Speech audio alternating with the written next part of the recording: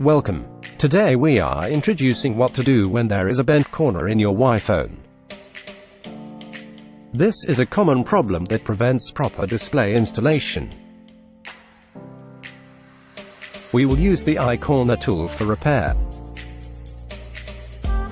The cost of such a tool is about $80.